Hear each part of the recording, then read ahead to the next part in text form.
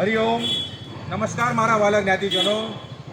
અહીંયા મહાલક્ષ્મીની તુલસીવાડીમાં આ 1 ફ્લોર અને 1 5ની બિલ્ડિંગની વચ્ચે અહીંયા મોટા પાયે ઘણા સમયથી પાઇલિંગનું કામ ચાલી રહ્યું છે.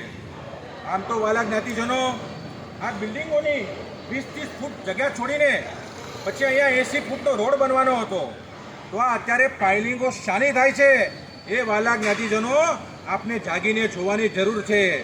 વાલા જ્ઞાતિજનો, ગઈકાલે એમ જાણવામાં આવ્યું કે આપણી દરેકે દરેક 10 બિલ્ડિંગમાં નવી લિફ્ટો નાખવામાં આવે છે.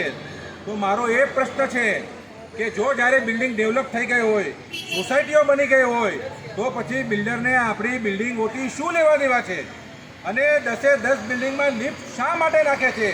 શા માટે કલરનું કામ કરે છે? અને શા માટે હજુ B4 બિલ્ડિંગમાં લોકોને એલોટમેન્ટ લેટર દેવામાં આવ્યા નથી? અને અહીંયા એકદમ નજીકથી શા માટે પત્ર લગાવે છે?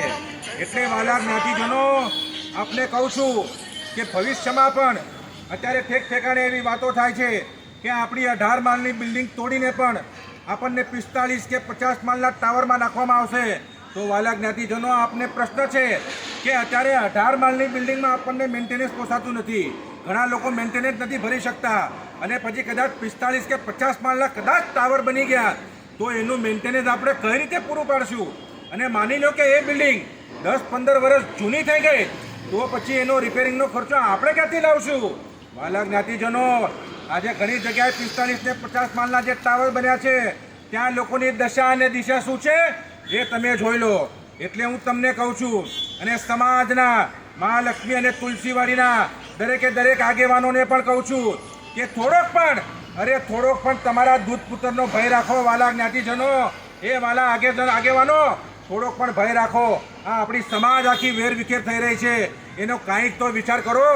અને હું જ્ઞાતિજનો આપને પણ કહું છું કે અરે આપ ક્યાં સુધી આપ ચૂપ બેસશો?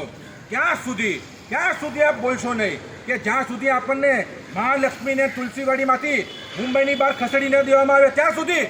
અરે આવું દબાણ અને આવી ડરપોકતા તો અંગ્રેજો જ્યારે રાજ કરતા હતા ત્યારે પણ નથી. એટલે જરા જાગો, નહીં તો ભાગવાનો વારો આવશે. અને વાલા જ્ઞાતિજનો કહી દઉં છું, એક જ વખત મનમાં વિચાર કરી લો કે મરો સબ કોઈ કહે, મરના ન જાને કોઈ. એક બાર ऐसा મરો કે ફિર મરના ન હોય. વાલા જ્ઞાતિજનો, આ આપણા બાપ દાદાએ માથે મેલું ઉપાડીને બચાવેલી આપણી જમીન, 200 વર્ષથી બચાવેલી આપણી જમીન ભવિષ્યમાં છોડવાના વારા આવશે.